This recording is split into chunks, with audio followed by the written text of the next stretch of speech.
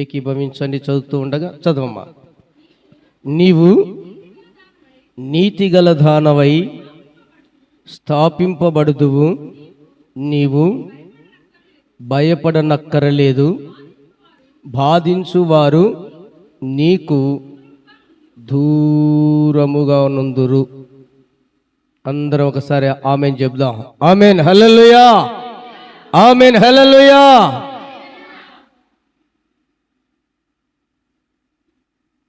నీవు నీతిగల దానవై స్థాపించబడదువు, భయపడనక్కరలేదు, బాధించబడువారు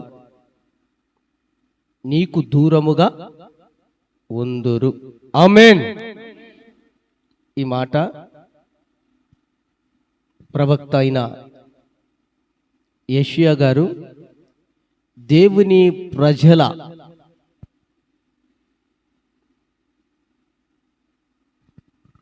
విషయాలను మనస్కరించుకొని దేవుని బిడల యొక్క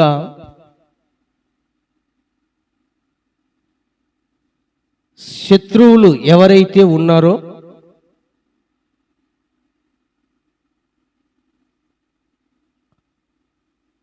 వారిని ఉద్దేశించి ఆ దేవుని ప్రజల శత్రువుల నుండి అనగా బాధించు వారి నుండి మనలను కాపాడుటకై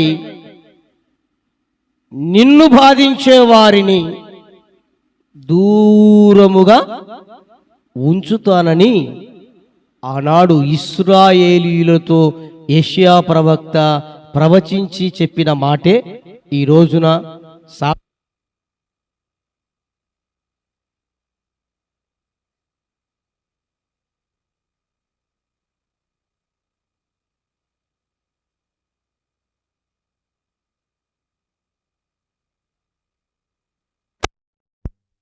చేస్తూ నిన్ను ధైర్యపరుస్తున్నాడు, మనల్ని ధైర్యపరుస్తున్నాడు.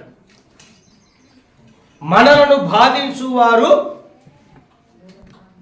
దూరంగా ఉండేటట్లుగా దేవుడు మనకు తోడుగా ఉంటాడు. హల్లెలూయా అని దాని అర్థం.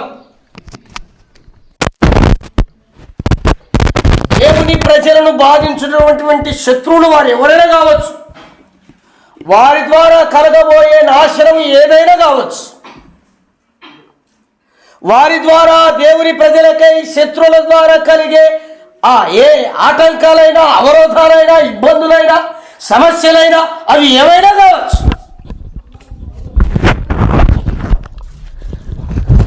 ప్రియ దేవుని బిడ్డలారా, వాటన్నిటి నుండి ప్రభు మనల్ని దూరపరుస్తానంటున్నాడు. హల్లెలూయా. గత కొన్ని రోజుల క్రితం, పోయిన ఆదివారం కాక అటు పోయిన ఆదివారంలో అనుకుంటా, మన మధ్యలో మన సంఘ సహవాసములో ఉన్నటువంటి సహోదరులు కిషోర్ ప్రార్థన అంతా అయిపోయిన తర్వాత నాతో ఒక మాట చెప్పాడు. అన్నా, నాకు ఒక దర్శనం కనపడింది. ఆ దర్శనంలో దేవుడు నన్ను అందరూ కూడా విడిచిపోతున్నారు, నా దగ్గర ఎవ్వరు కూడా లేరు అని చెప్పాడు.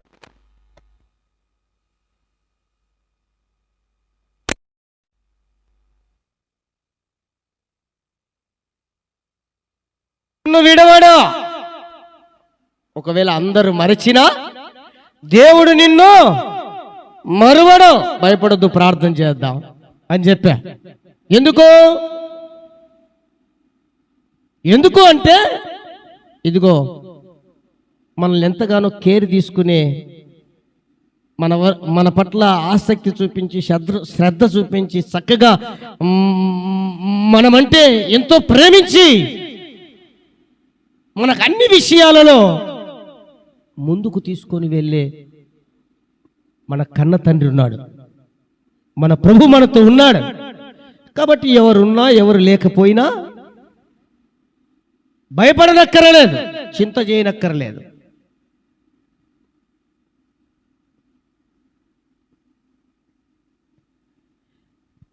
నా ప్రియ దేవుని బిడ్డలారా, చాలా వరకు మనం గమనిస్తూ ఉంటాం.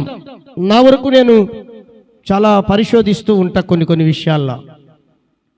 కాకపోతే కొందరికి ఏం తెద్దులే పాస్టర్ అని అనుకుంటూ ఉండొచ్చు, బహుశా అందుని బట్టి దేవునికి స్తోత్రం.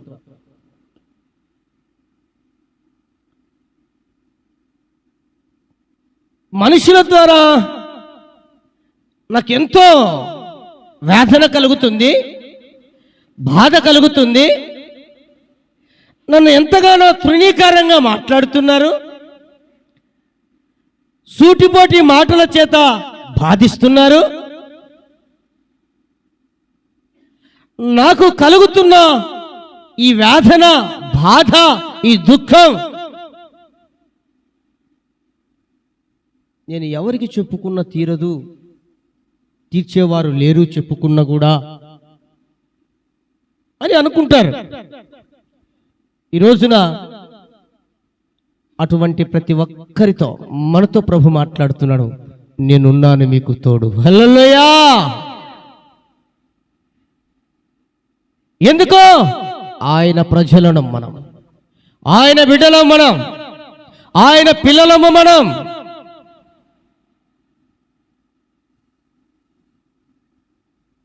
ఫర్ ఎగ్జాంపుల్, ఒకవేళ నేనున్నానండి, నా కుమారుడు ఉన్నాడు, ఎవరైనా ఒక 5-6 పిల్లలు వచ్చి వారు పెద్దలైనా వాణ్ణి వివిధ రకాలైనటువంటి మాటల చేత బాధిస్తూ, ఏడుపుకు గురి చేసో, బాధకు గురి చేసో, తట్టుకోలేక రోధిస్తూ ఉన్నప్పుడు ఆ పక్కన ఉన్నటువంటి వ్యక్తి ఒక్కొక్కరు ఒక్కొక్క మాట్లాడుతూ ఉంటే ఒకవేళ వాడైనా ఊరుకొండొచ్చేమో కానీ ఆ పక్కన ఉన్న నేను ఊరుకుంటానా? ఒకసారి ఆలోచన చేయండి. ఊరుకుంటానా అండి?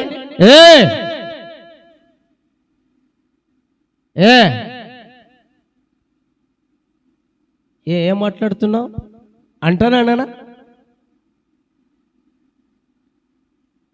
మరి సాక్షాత్తు మన కన్న తండ్రి, మన ప్రభు మన చెంత ఉన్నాడు, మన దగ్గర ఉన్నాడు, మనతో ఉన్నాడు. నీ చుట్టుపక్కల ఉన్న వాళ్ళు ఎంతమంది ఎన్ని రకాలుగా నీతో మాట్లాడి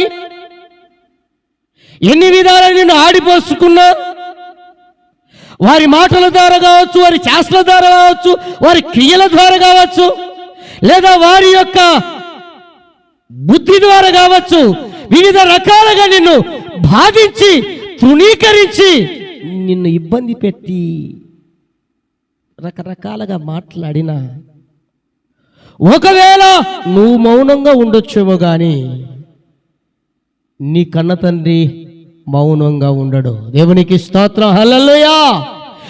నీవు మౌనమైపోవచ్చేమో కానీ నీ ప్రభు ఊరుక ఉండడు అన్న సంగతిని నేను జ్ఞాపకం చేస్తున్నాను. ఆయన చొరవ తీసుకుంటాడు.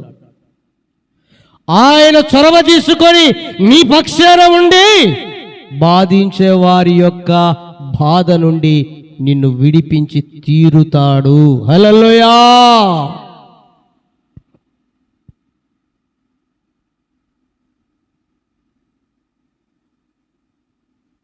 లేదు, నన్ను అలా వారు వీరు, ఆ మనుషులు ఈ మనుషులు, చుట్టుపక్కల ఉన్నవారు ఇంటి పక్కన ఉన్నవారు, నాకు అంత సమస్య లేదు, కానీ నాకున్న అనారోగ్యమే నన్ను బాధిస్తుందయ్యా అని అంటావా? అయినా పర్వాలే, నీ అనారోగ్యం నిన్ను బాధించి నిన్ను రోధించేటట్లు చేసినా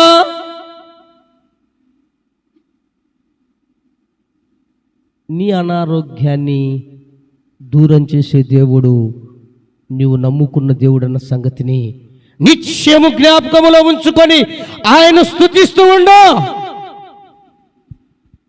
వాడు దూరం అయిపోతాడు. ఆ అనారోగ్యాన్ని కలుగజేసిన ఆ అపవాదిగాడు దూరం అయిపోతాడు. ఆ అనారోగ్యం నీ నుండి దూరం అయిపోతుంది. లేదు, ఆ చుట్టుపక్కలతో కానీ, మనుషులతో కానీ, వారి మాటలతో కానీ, నా అనారోగ్యంతో కానీ నాకంత బాధ లేదయ్యా. ఇదిగో నా ఆర్థిక అప్పు సమస్యల మధ్య నేను కొట్టుమిట్టాడుతున్నా. వాటి చేత నేను ఏమి చేయాలో నాకు తోచట్లేదు. ఎలా అడుగు ముందుకు వేయాలో నాకు అంతు చిక్కట్లేదు. వీటి నుండి ఎలా బయటపడాలో నాకు అస్సలు మార్గమే కానరాలేదు అని అంటున్నావా? అయినా పర్వాలేదు.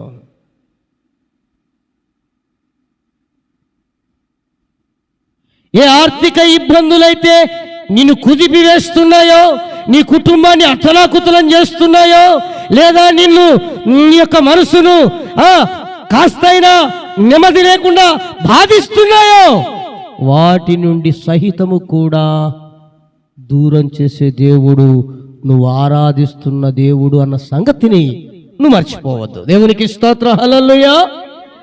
గొప్ప దైవజనులు పాల్ యాంగిచౌ గారు, దక్షిణ కొరియా. అయ్యగారు దేవుని సేవకు వచ్చారు. సేవలో ముందుకు కొనసాగుతున్నారు. ప్రారంభ దశలో ఉన్నారు. అప్పటికే అప్పులు, భయంకరమైన అప్పులు. అవి వాళ్ళవి ఏమున్నా అమ్మినా కూడా తీరవు. దానికి తోడు మరలా ఆయనకు భయంకరమైన జబ్బు. అప్పులు, జబ్బు, కుటుంబంలో తినడానికి కాస్తైనా తిండి లేదు. పెద్ద దరిద్రత. ఏ పని చేసినా నష్టమే, దాని ద్వారా కష్టమే.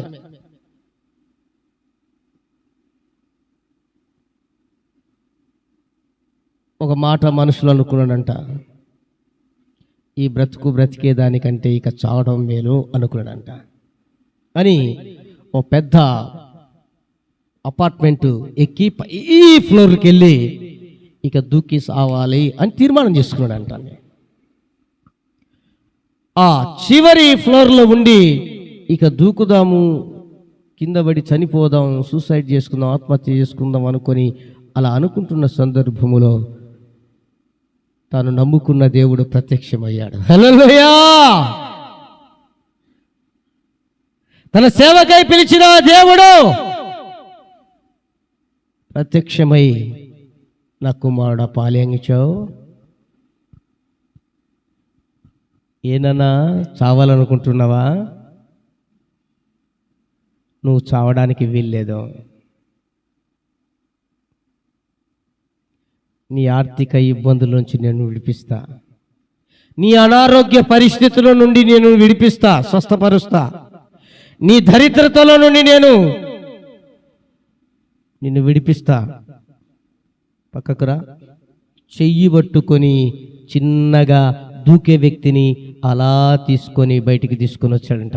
ఈ నేటి క్షణం వరకు ఆయన పుస్తకాలు, ఆయన మాటలు లేదా ఆయన సాక్ష్యం ఇస్తుంది. దేవునికి స్తోత్రం. హల్లెలూయా, హల్లెలూయా.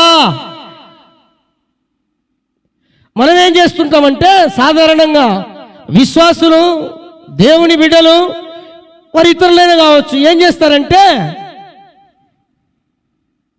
ఉన్నటువంటి సమస్యనే భూతద్దంలో చూస్తూ ఉంటారు. అది చిన్నదే, కానీ భూతద్దంలో చూసే లోపల ఏమైంది?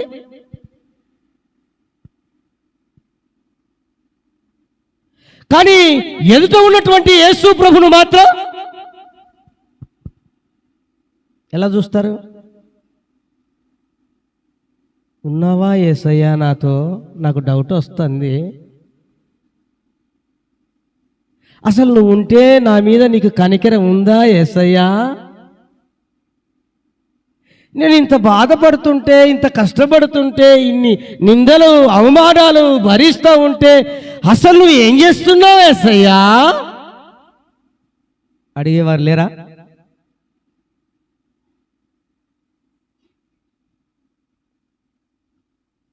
ఎప్పుడైనా ఒకటి గుర్తుంచుకోండి, మనకున్న సమస్య, మనకున్న కష్టం, మనకున్న బాధ ఒకవైపు పెట్టుకొని మరోవైపు యేసుక్రీస్తు ప్రభుల వారిని పెట్టుకొని చూడండి, ఏది పెద్దగా కనపడుతుందో. భూతద్దం తీసేయండి. ఈలోక సంబంధమైన ఈలోక దేవత మనోనేత్రాలకు గుడితనం కలగజేసి ఉండగా ఆ నేత్రాలను తీసివేసి దేవుని చేత వెలిగించబడి ఆ వెలుగైన దేవుణ్ణి, ఆ సమస్యను ఒక్కసారి చూడండి.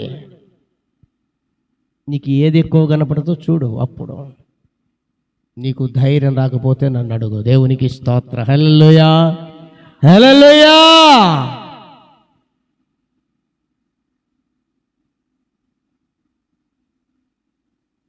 మరందరూ కొందరు అంటారు, అయ్యా ఇవన్నీ కావు, ఆర్థికంగా పర్వాలేదు, ఆరోగ్యంగా పర్వాలేదు, ఇరుగు పొరుగు వారితో ప్రజలతో కూడా అంతగా నాకేమీ ఇబ్బంది లేదు, అయితే నా ఇంట్లో వాడే కంట్లో పుల్ల పెట్టే అన్నట్టుగా ఇంట్లోనే నా భర్త ద్వారా, నా భార్య ద్వారా, నా పిల్లల ద్వారా, నా తల్లిదండ్రుల ద్వారా, లేదా నా రక్త సంబంధికుల ద్వారా, నా బంధువుల ద్వారా, లేదా నా ప్రాణానికి ప్రాణంగా ప్రేమించిన నా స్నేహితుల ద్వారా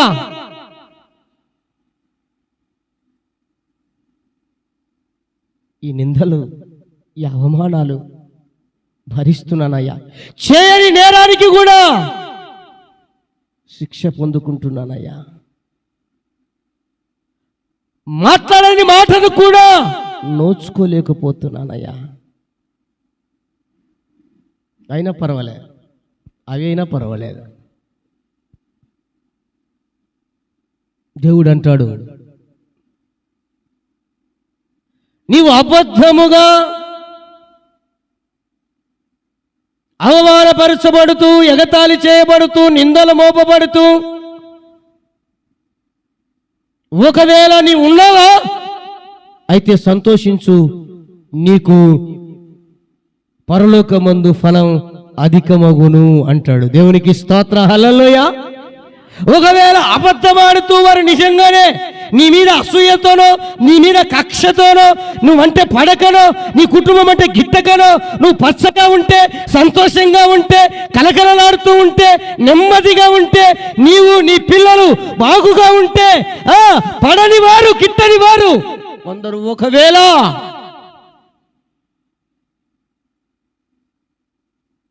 అంటుండవచ్చేమో, అవి అబద్ధంగానే చెప్తుండవచ్చేమో, నిజమే కాకపోవచ్చు.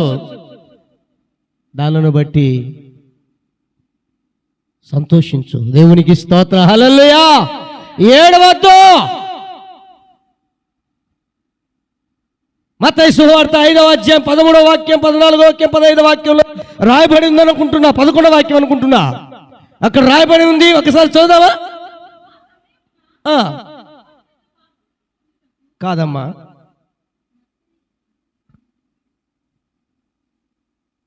ఐదు తర్వాత కింద పైన వచ్చినాం, పై వచ్చినాం,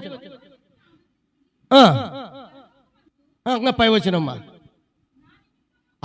నా నిమిత్తము జనులు మిమ్మల్ని నిందించి, హింసించి, మీ మీద అబద్ధముగా చెడ్డ మాటలు పలుకున్నప్పుడు, అబ్బో ఎవరంట? ధన్యులండి. వారేమో దరిద్రులు. అన్నవారు దరిద్రులు, అనిపించుకున్నవారు ధన్యులు. తర్వాత వారి ధన్యుడవు, ధన్యురాలవు, నువ్వు సంతోషించు, ఆనందించు. పరలోకమందు నీ ఫలం అనగా నీ ప్రతిఫలం అనగా నీకు వచ్చే ఆయన జీతం అధికమగును. హల్లెలూయా. ఇప్పుడు చెప్పండి, అవి వస్తే మేలా, రాకుంటే మేలా? వచ్చినా మనకు మేలే, రాకపోతే దేవునికి స్తోత్రం. వచ్చినా మేలే, కీడేం కాదు. ఇంకా నీ యొక్క ఆశీర్వాదం అధికమవుతుంది. ఇంకా నీ ఫలం పరలోకమందు అధికమవుతుంది. సంతోషించు, ఆనందించు అనేవాడు అంటూ ఉంటాడు. అనుకున్నావే అనుకుంటూనే ఉంటుంది, కానీ నీ సంతోషం, నీ పరలోకపు ఫలం అధికం అవుతూనే ఉంటుంది. హల్లెలూయా. కాబట్టి ఏం కాదు, ఇలా ఉందయ్యా, ఇంట్లోనే భర్తనేయ్యా, భార్యనేయ్యా, పిల్లలేయ్యా, తల్లిదండ్రులేనాయా, లేదా బంధువులనేయ్యా, స్నేహితులేయ్యా, అయినా పర్వాలే.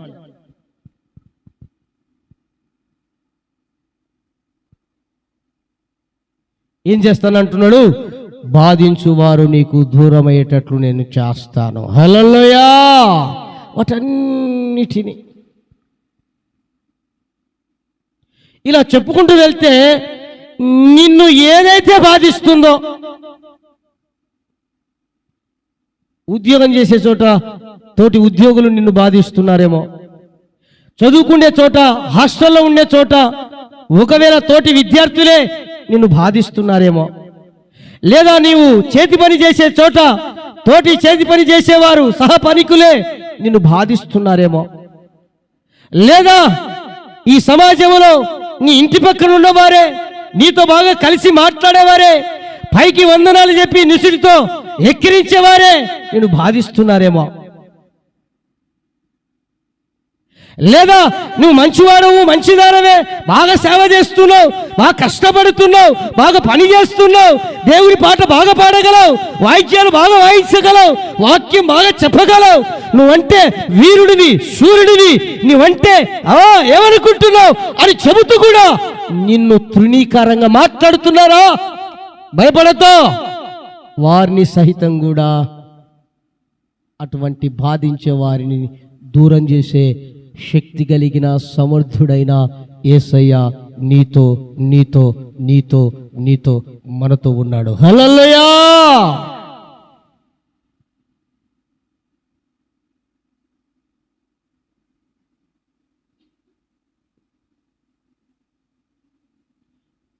మరలా చెప్తున్నాను ప్రభు పేరట, నిన్ను ఎవరు ఎన్ని రకాలుగా అనుమానించినా, అవమానించినా, ఎగతాళి చేసినా, లేదా నీ మనసును గాయపరిచి బాధ పెట్టినా, నీ కుటుంబాన్ని తృణీకారంగా మాట్లాడినా, నిన్ను 10 మంది ఎదుట సిగ్గుపరచాలని, అవమానపరచాలని చూసినా, ఆ చోటే ఆ ప్రజల మధ్య యేసయ్య తలెత్తుకునేటట్లు చేస్తాడు. హల్లెలూయా. తల ఎత్తుకునేటట్లు చేస్తాడు. ఎందుకంటే నా జనులు ఇక ఎన్నడూ సిగ్గునందరు అని మాట ఇచ్చిన దేవుడు మాట నెరవేర్చడానికి కూడా శక్తి కలిగిన వాడు. హల్లెలూయా. విడిచిపెడతాడండి? విడిచిపెడతాడా? ఎంతమంది దేవుడు నన్ను ప్రేమిస్తున్నాడు అంటారండి? చేయొద్దండి.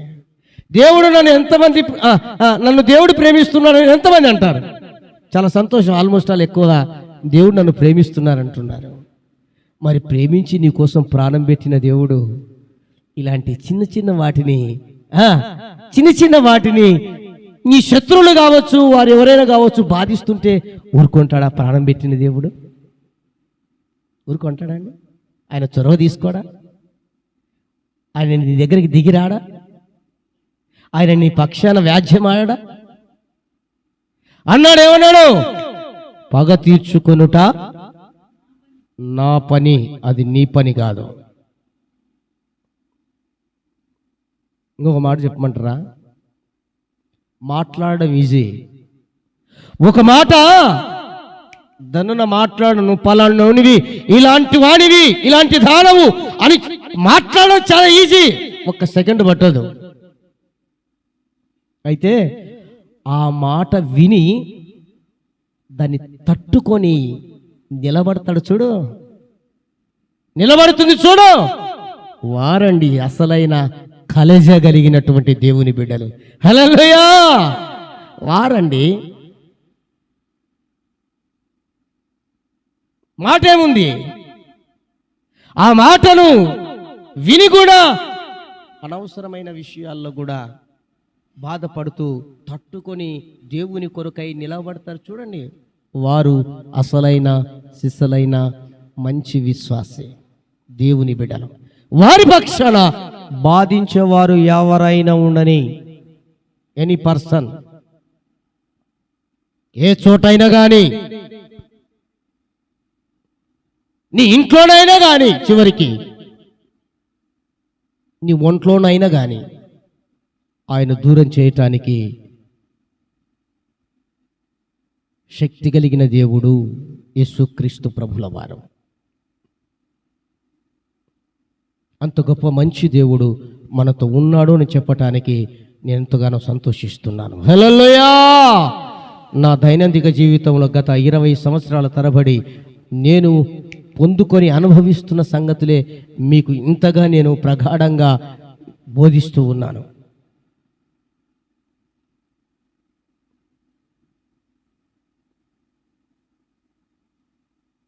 అయితే నేను ఈ విషయాన్ని మీ ముందు ఉంచే దానికి కొన్ని 3-4 సంగతులు మీకు క్లియర్గా కొంచెం క్లుప్తంగా మీకు వివరించాలని ఆశపడుతున్నాను. బాధించువారు వారు ఎవరైనా శత్రువులు కావచ్చు, లేదా ఇంతవరకు చెప్పిన ఆర్థిక ఇబ్బందులే కావచ్చు, లేదా సమస్యలే కావచ్చు, నిందల అవమానాలే కావచ్చు, లేదంటే కనుక మన అనారోగ్యమే కావచ్చు, లేదంటే కనుక అవి ఏమైనా కావచ్చు, అవన్నీ మనకు దూరంగా ఉంటాయి అని దేవుడు మాట ఇస్తున్నాడు. అయితే మనం ఏం చేయాలి? మనం ఏం చేస్తే దేవుడు ఆ విధంగా మన పట్ల చొరవ తీసుకొని కార్యం జరిగించి వాటన్నిటిని దూరం చేస్తాడు అన్న విషయాలు కొన్నిటిని నేను మీకు జ్ఞాపకం చేస్తాను. పరిశుద్ధ గ్రంథం బైబిల్లో నుండి నెహెమ్యా గ్రంథం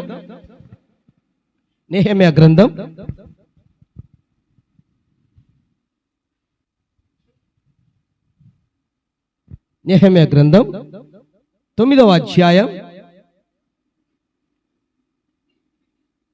27వ వాక్యాన్ని చదువుదాం. అందుచేత నీవు వారిని వారి శత్రువుల చేతికి అప్పగించితివి, ఆ శత్రువులు వారిని బాధింపగా శ్రమకాలమందు వారు నీకు మొరపెట్టినప్పుడు ఆకాశమందున్న నీవు ఆలకించి వారి శత్రువుల చేతిలో నుండి వారిని తప్పించుటకై నీ కృపా సంపత్తిని బట్టి వారికి రక్షకులను దయచేసితివి. హల్లెలూయా! నాకెళ్ళి చూడండి, కొన్ని మాటలు మీకు ఇది అర్థం కావాలంటే ముందున్న మాటలు కూడా కొన్ని టూకీగా నేను చెప్తాను. అబ్రహాం మొదలుకొని అబ్రాముగా ఉన్నప్పుడు దేవుడు పిలిచినది మొదలుకొని అబ్రహాముగా మార్చి దేవుని మార్గంలో పయనింపజేసి ఆ అబ్రహాముకు ఎటు వెళ్ళాలో, ఎలా వెళ్ళాలో, ఏమి తినాలో, ఏమి చేయాలో సమస్తాన్ని కూడా బోధించి తెలియజేసి వాటి గుండా నడిపించి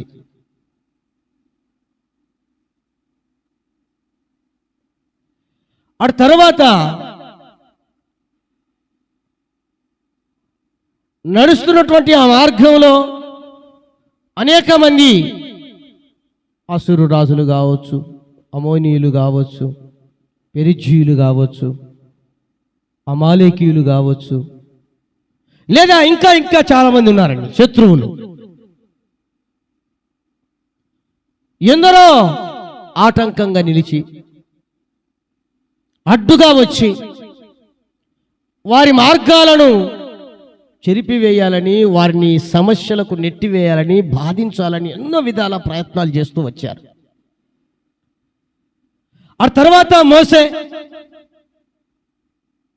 మోసేని పిలవడం, మోసే మరలా సీనాయి పర్వతానికి పిలవడం, ఆ సీనాయి పర్వతం మీదకి వెళ్ళిన తర్వాత ఆ 10 ఆజ్ఞ పలకలను ఇవ్వడం, ఆ 10 ఆజ్ఞ పలకలు తీసుకొని రావటం, అందులో దేవుని గురించినటువంటి అద్భుతమైనటువంటి మాటలు తానే స్వయంగా చెప్పటం, ఆయన వచ్చే లోపలనే ఏమండి ఒక పోతదూడ పూసుకొని ఇదియే మనల్ని ఐగుప్తు దేశంలో నుండి రప్పించినటువంటి దేవుడని వారు సంతోషించి గంతులు వేయటం.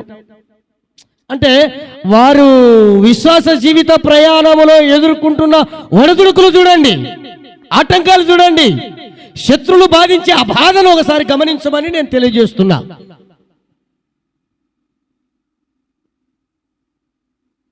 సరే, అది వాళ్ళ పక్కన పెడితే, అయ్యో మేము ఈ శ్రమలు తట్టుకోలేకపోతున్నామయ్యా, ఈ బాధలు భరించలేకపోతున్నామయ్యా, ఈ చాలని తిండితో ఈ ఎట్టి చాకిరి చేయలేకపోతున్నామయ్యా, ఈ ఇటుకలు, ఈ అసులు లేదా వీటిని తయారు చేయడంలో మా చేత కావట్లేదయ్యా, మా వల్ల కావట్లేదయ్యా అని నిట్టూర్పులతో దేవుని వైపు చూస్తే దేవుడు కనికరించి, కరుణించి, విడిపించి తీసుకొని వచ్చి ఆ ప్రయాణంలో ప్రయాణం చేస్తూ ఉంటే, ఇవన్నీ మనకన్నీ తెలిసినాయి కాబట్టి చక్కచక్క చెప్పుకుంటూ వెళ్తున్నా.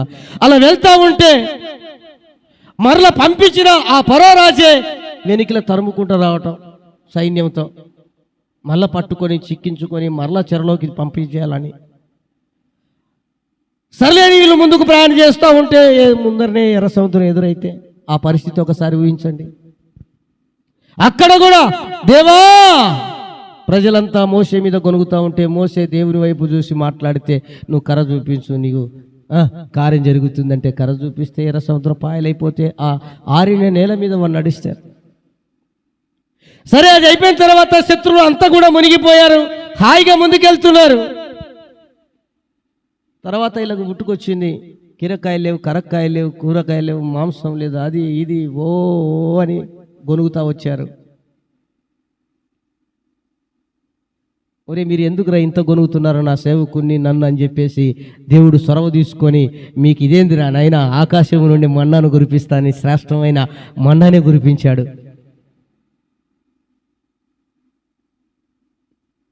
నీళ్ళ కోసమని, దాహం కోసమని పరిగెత్తుతూ ఉంటే ఒక చోట బావి, అలా నీళ్లు దొరికితే బాగా సేద తీర్చుకో తాగుదాం తృప్తిగా అనుకుంటే అక్కడికి వెళ్తే చేదుగా ఉంటే మరలా అప్పుడు సనిగితే గొనిగితే మరలా దేవుని దాసులు దేవుడిని అడిగితే దేవుడు పలానా చెప్తే అలా చేస్తే మంచి నీళ్లు బండ నుండి ఇచ్చే. ఎంత అద్భుతమైనటువంటిది. ఇలా ప్రయాణం ఇలా చెప్పుకుంటూ వెళ్తే ఎంత అండి, ఇలా ముందుకు వెళ్తా ఉన్నారు. అడుగడుగున ఆటంకాలు, అడుగడుగున అవరోధాలు, అడుగడుగున శత్రువుల మూకలు, రకరకాలుగా ఇబ్బంది పెట్టడాలు, బాధించడాలు.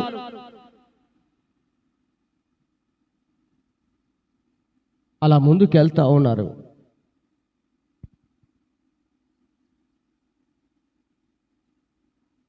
వీళ్ళు సమస్యలు చిక్కుకోవడం, కష్టాల్లో ఉండడం, బాధల్లో ఉండడం, దేవుని వైపు చూడడం, మొరపెట్టడం, ప్రార్థన చేయడం, దేవుడు విడిపించడం, మళ్ళీ నడిపించడం. ఇలా జరిగింది. ఎన్ని రోజులు, ఎన్ని సంవత్సరాలు? 40 సంవత్సరాలు. బైబిల్లో రాయబడి ఉంది, ఏది తక్కువ లేకుండా అంట, ఏది తక్కువ లేకుండా, ఏది కొదవ లేకుండా 40 సంవత్సరాలు ఏకదాటిగా చక్కగా ఒక తండ్రి భుజం మీద ఎక్కించుకొని అలా నడిపించినట్టు, ఒక తల్లి చంకబెట్టుకొని చంటి పిల్లోడిని నడిపించినట్లు దేవుడు నడిపించి తీసుకొని వచ్చాడు. అందులో ఒక అద్భుతమైన మాట ఉంది, ఏంటంటే జుట్టు చెదిరిగిపోలేదంట, బట్ట చినిగిపోలేదంట, మాయిపోలేదంట, కాళ్ళ వాపులు, చెప్పులు ఆరగలం. ఎంత అద్భుతమైనవేంటి! ఇన్ని కార్యాలు చూస్తున్నారు, ఇన్ని కార్యాలు అనుభవిస్తున్నారు. కానీ ఎదురవుతున్నటువంటి చిన్న చిన్న సమస్యలకు, బాధలకు, శత్రువులకు, వారికి వీటికి భయపడి దేవుని వైపు చూసి మొరపెట్టగా దేవుడు సహాయం చేస్తూ ముందుకు నడిపిస్తున్నాడు. ఆ సందర్భంలోనే ఇక్కడ నెహెమ్యా ఇశ్రాయేలును ఉద్దేశించి మాట్లాడుతున్నాడు. భయపడకండి, శత్రువుల చేతికి అప్పగించాడని, శత్రువుల చేతిలో బాధించబడుతున్నామని ఒకవేళ మీరు అలా ఉన్నారా, ఇదిగో మనం ఆరాధిస్తున్న దేవుడు, మనం వెంబడిస్తున్న దేవుడు, మనం నమ్ముకున్న దేవుడు, మనం ఆశ్రయించిన దేవుడు ఆ శత్రువుల చేతిలో నుండి, బాధించే వారి బాధల్లో నుండి విడిపించటానికి ఆయన వాత్సల్యపూర్ణుడు, కనికరం కలిగిన దేవుడు, ఆయన కృపా సంపత్తి కలిగినటువంటి దేవుడు. ఆయన నిన్ను విడిపిస్తాడు అని చెప్తూ వచ్చాడు. దేవునికి స్తోత్ర, హల్లెలూయా. ఆ బాధ నీకు దూరం చేస్తాడు, ఆ కష్టాలు నీకు దూరం చేస్తాడు, ఆ శ్రమలు నీకు దూరం చేస్తాడు, ఆ అవమానాలు నీకు దూరం చేస్తాడు, ఆ నిందలు నీకు దూరం చేస్తాడు, ఆ శత్రుల బారి నుండి నిన్ను విడిపించి దూరం చేస్తాడు అన్న సంగతిని ఇక్కడ తెలియజేస్తున్నాడు. హల్లెలూయా. అదే మాట ఈరోజు నీతో నేను మాట్లాడుతూ చెబుతున్నాను. ఎన్నో పర్యాయాలు, ఎన్నోసార్లు నీ వ్యక్తిగత జీవితంలో, కుటుంబ వ్యవస్థలో ఆనాడు ఇశ్రాయేలీయులు అడుగున ఇబ్బంది పడుతుంటే, సమస్య పడుతుంటే ఆయన వైపు చూడంగానే అనడం, విడిపించడం, తర్వాత కావలసినవన్నీ ఇచ్చినా కూడా అనుభవించి మరలా సనుక్కోవడం. మనం కూడా అంతే కదండి. మన దైనందిక జీవితంలో మనం కూడా ఎన్నో, ఏమండి, ఒక మాట చెప్పాలంటే నమ్మదగిన వారు ఒక్కరూ లేరు. కొంచెమైనా దేవుని దృష్టిలో నీతి, న్యాయము, నమ్మకం కలిగినటువంటి వారి ప్రపంచంలో ఒక్కరు లేరు. అయినా దేవుడు తన నమ్ముకొనుట ద్వారా, తనను విశ్వసించుట ద్వారా నమ్మకమైన బిడ్డలుగా ఎంచి, ఏమండి, పౌలు గారు అన్నట్లు నేను నమ్మదగిన వాడను కాను, అయితే నువ్వు నమ్మదగిన దేవుడు అన్నట్లుగా మనము నమ్మదగిన వారం కానప్పటికీ అనేక పర్యాయాలు ప్రభువా ప్రభువా అని ప్రార్థించినప్పుడు కార్యాలు పొందుకుంటున్నావు. మరలా యథాస్థితి, సమస్య వచ్చిన వెంటనే మరలా ప్రార్థన లేదు, కష్టాలు వచ్చిన వెంటనే ప్రార్థన లేదు, లేదా అన్ని కలిసి బాగా హాయిగా తిరుగుతున్నప్పుడు దేవుడు గుర్తురాడు. కొంచెం కలిగిందా, దేవుడు లేడు, దేవుని భక్తి లేదు.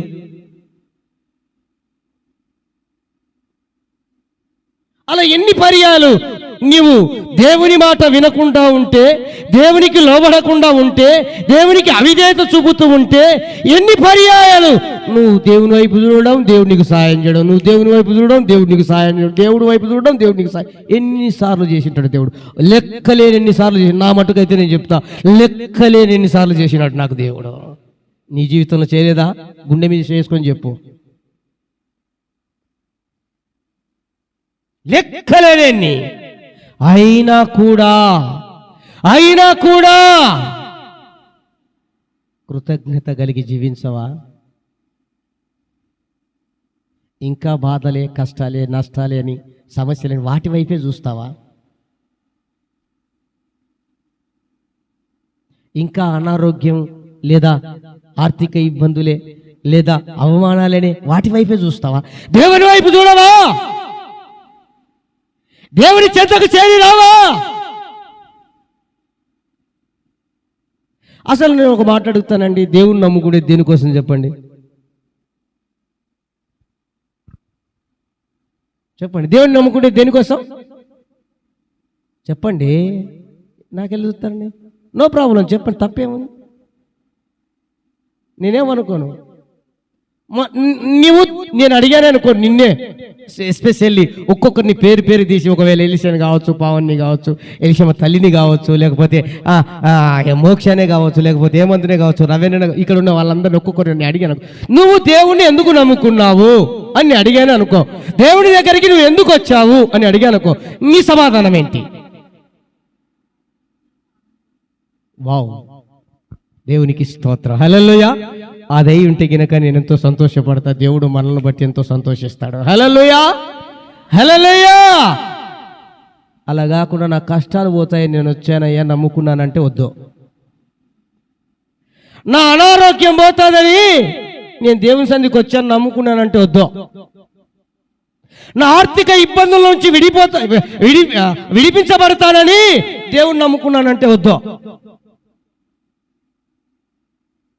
లేదా యేసయ్య దగ్గరికి వస్తే ఏదో కలిసి వస్తుందంట, ఏదో సంతానం కలుగుతుందంట, ఏదో పోగు చేసుకోవచ్చు అంట, సంపాదించుకోవచ్చు అంట, కూడగట్టుకోవచ్చు అంట, బంగ్లాలు కట్టుకోవచ్చు అంట, అవి ఇవి వద్దు, వీటికైతే వద్దు, దేవుని దగ్గర రావద్దు.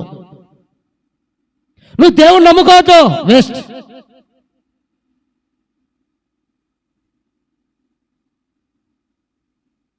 వీటికైతే వద్దు. మరి దేనికోసం అంటే సహోదరి పావని చెప్పినట్లు దేవుని సన్నిధిలో పరలోకములో ఉండాలని నమ్ముకోవాలి. హల్లెలూయా. ఆయన సన్నిధిలో మనం ఉండాలి, ఆయనతో కూడా యుగయుగాలు ఉండాలని నమ్ముకోవాలి, ఆయన సన్నిధిని ఆశ్రయించాలి, నమ్మకంగా జీవించాలి.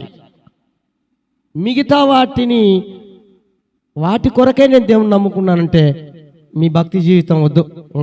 ఇక్కడ ఉన్న వెలుపట ఉన్న అన్నిలోకున్న మనకు వాళ్ళకు తేడా ఉండదు. వాళ్ళకు తెలియదు, నువ్వు తెలిసి పొరపాటు పడుతున్నావు అన్నమాట. పోనీ అట్లెట్లా అంటావు పాస్టర్ గారు? అది ఓకే, అది మొదటిది, తర్వాత మిగతా ఉన్నాయి కదా. మరి నేను బాధపడుతున్నా, అనారోగ్యంతో ఉన్నా, ఆర్థిక ఇబ్బందుల్లో ఉన్నా, అవమానాల్లో ఉన్నా, సంతానం లేని స్థితిలో ఉన్నా, ఉద్యోగాలు లేని స్థితిలో ఉన్నా, వివాహం కాని స్థితిలో ఉన్నా, చదువు రాలేని స్థితిలో ఉన్నా, రాణించలేని స్థితిలో ఉన్నా, ఆశీర్వాదం కొదవగా ఉన్న స్థితిలో ఉన్నా, మరి ఇవేంటి?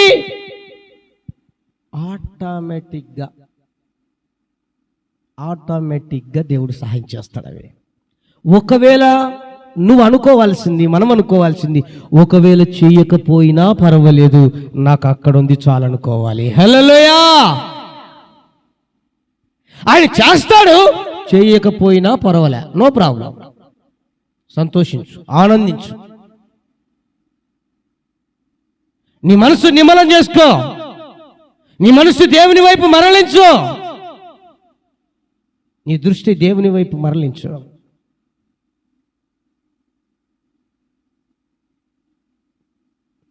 వీళ్ళు అలా వెళ్ళారు. మీరు చదివితే ఆ నెహెమ్యా గ్రంథం 9వ అధ్యాయం 27వ వచనంలో 9వ అధ్యాయం మొత్తం చాలా చక్కగా క్లియర్గా జరిగిపోయిన సంగతులు అన్ని రాస్తూ, ఇలా జరిగిన కూడా శత్రువుల మీరు బాధించబడుతుంటే వారిలో నుండి విడిపించడానికి నేను వాత్సల్య సంపన్న పూర్ణుడునై దయగలిగిన దేవుణ్ణి మీ దగ్గరికి వచ్చి నేను విడిపిస్తాను అన్నాడు. దేవునికి స్తోత్ర. హల్లెలూయా. ఆ దేవుడే ఆనాడు ఉన్నవాడే నేడు ఉన్నాడు. ఆ దేవుడే ఈ రోజున మనతో మాట్లాడుతున్నాడు. మనలను విడిపించటానికి ఆయన గొప్ప మంచి దేవుడు. హల్లెలూయా. ఆయన పేరే విమోచకుడు, అనగా విడిపించేవాడు, విమోచించేవాడు. ఆయన నామకరణాలు చాలా ఉన్నాయి, అయితే అందులో విడిపించే విమోచకుడు ఆయన పేరు. సహాయం చేస్తాడండి. మనం ఏ స్థితిలో ఉన్నా, మనం బాధపడుతూ ఉంటే, ఏడుస్తూ ఉంటే, రోధిస్తూ ఉంటే, త్రోసివేయబడుతూ ఉంటే ఆయన చూస్తూ ఊరుకునే దేవుడు కాదు.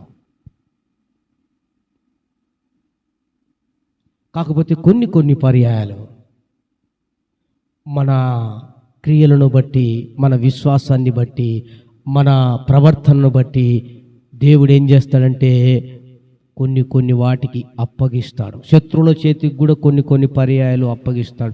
ఎప్పుడైతే నువ్వు దేవుని మాట వినవో, దేవుని మాటకు లోబడవో, దేవుని ఆశ్రయించవో, దేవుని ఆరాధించకుండా అలక్ష్యం చేస్తావో, అప్పుడు దేవుడు చూసినాలు చూసి ఆయన శిక్షించలేడు గనక, ఆయన బాధించలేడు గనక బాధ పెట్టేవానికి అప్పగిస్తాడు. అంతే ఆయన చేసే పని ఒక్కటే. అయినా ఆ టైములో కూడా ఆ బాధించే బాధకుని చేతిలో నువ్వు ఉన్నా, బాధపడుతూ ఉంటే, దేవాన్ని తట్టుకోలేనాయంటే కన్నికరం కలిగిన దేవుడు దాని నుండి నువ్వు విడిపిస్తాడు. హల్లెలూయా. ఇక్కడ జరిగింది ఇశ్రాయేలుల జీవితంలో అదే. కాబట్టి భయపడకండి, భయపడనక్కర్లేదు, దిగులు చెందనక్కర్లేదు, వేదన పడనక్కర్లేదు. పరిస్థితులు ఏమైనా కానీ పర్వాలేదండి. నువ్వు నమ్ముకున్న దేవుడు నమ్మదగిన వాడు, ఆయన సహాయకుడు. హల్లెలూయా. నిన్ను ఎప్పటికీ చేయి విడిచాడు, మర్చిపోడు నిన్ను.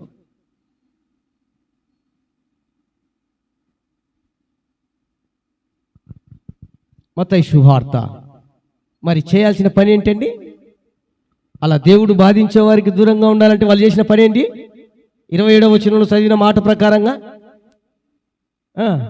ఏం చేశారు వాళ్ళు? మరొకసారి చదువమ్మా. అది మొరపెట్టగా అనగా ప్రార్థించగా. అంటే మనం ఏం చేయాలి? నీకు ఎన్ని ఏమైనా ఉండని అండి, ప్రార్థించు మోకాళ్ళుండి. వారు అనుకుంటున్నారా, మాట్లాడుతున్నారా, బాధిస్తున్నారా, అనారోగ్యం వేధిస్తుందా, ఆర్థిక ఇబ్బందులు కుదిపేస్తున్నాయా, లేదా ఏమైనా జరగని మోకాళ్ళ మీద ఉండు, ప్రార్థన చేయి. దేవుడు తప్పక వాటి నుండి నిన్ను దూరపరుస్తాడు. హల్లెలూయా. అయినగా మనం ప్రార్థించాలి, ప్రార్థించాలి, ప్రార్థించాలి, ప్రార్థించాలి. ఈ ప్రార్థన పట్ల ఎవరైతే ఆసక్తి చూపిస్తారో, ఈ ప్రార్థన పట్ల ఎవరైతే శ్రద్ధ కలిగి ఉంటారో, ఈ ప్రార్థన అంటే ఎవరైతే సమయాన్ని ఇచ్చి చక్కగా తండ్రితో సహవాసాన్ని గడుపుతారో వారి విషయాల్లో తప్పక దేవుడు చొరవ తీసుకుంటాడు. వారి ప్రతి విషయం ఏది బాధించినా దాని నుండి విడిపిస్తాడన్న సంగతిని నేను ప్రేమతో తెలియజేస్తున్నాను. లేదా దీనికి అవకాశం ఇవ్వకుండా, ప్రార్థన చేసుకోకుండా, ప్రార్థనకు రాకుండా, ప్రార్థనలకు అవకాశం ఇవ్వకుండా, సమయం లేదని పని, డ్యూటీ, చదువులు లేదా బిజీ అది ఇది అని గజిబిజి అయిపోయావో నీ జీవితంలో తేడా పడుద్ది. జాగ్రత్త. ఆగమాగమైపోతావు.